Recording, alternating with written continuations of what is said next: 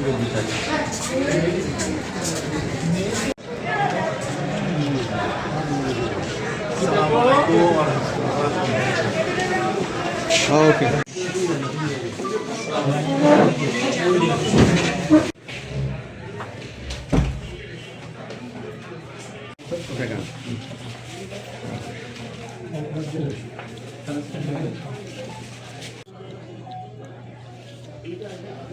ওকে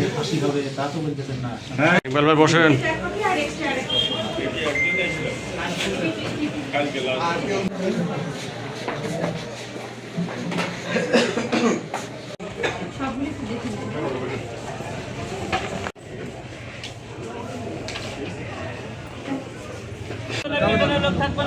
আমি আরেকবার আপনি সমস্যা নেই অনুরোধ করছি বাবা চাপ দেবেন।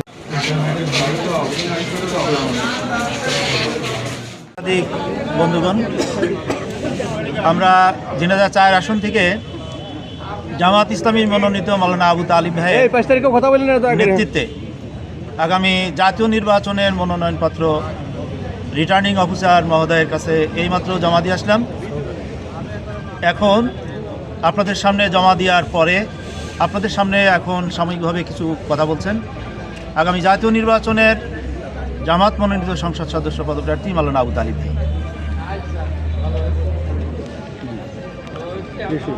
আসসালামু আলাইকুম রহমতুল্লাহ বারাকাতুহু।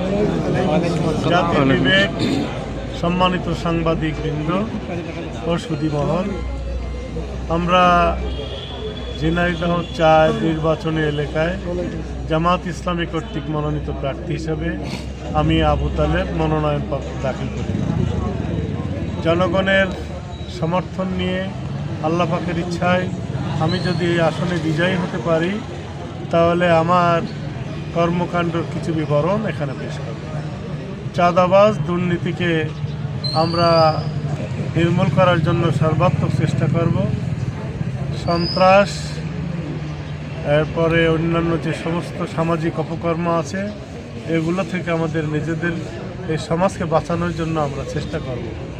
বেকারত্ব, শিক্ষা, যোগাযোগ ব্যবস্থা, চিকিৎসার উন্নয়নে, বেকার সমস্যার সমাধানে, নারীদের মান উন্নয়নে, সামগ্রিক সমাজ ব্যবস্থা সুন্দর করার জন্য আমরা সর্বাত্মক চেষ্টা করব।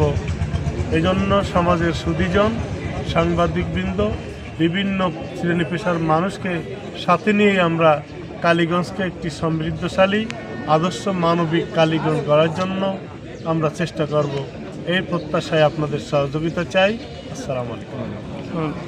জোটগতভাবে ইসলামী দলগুলোর প্রার্থী এখনো মনে হয় না যে চূড়ান্ত হয়েছে, সেক্ষেত্রে যদি আপনি মনোনীত না হন সেক্ষেত্রে আপনি কী করবেন? আমরা এখন জামাত ইসলামীর ক্যান্ডিডেট হিসাবে মনোনয়ন পেয়েছি, সেইভাবে আমরা এখানে মনোনয়নপত্র আমাদের নির্দেশনার আলোকেই জমা দিয়েছি। এটাই শেষ নয়, আমাদের সংগঠনের পক্ষ থেকে যদি আমাদের উপরে নির্দেশ আসে এটা উইথড্র করতে হবে, অন্য কোনো ক্যান্ডিডেট এখানে আসে তাহলে আমরা নিজেরা ক্যান্ডিডেট হিসেবে উইথড্র করব এবং আমাদের দলীয় সিদ্ধান্তকে আমরা বাস্তবায়ন করার জন্য সর্বোচ্চ চেষ্টা করব।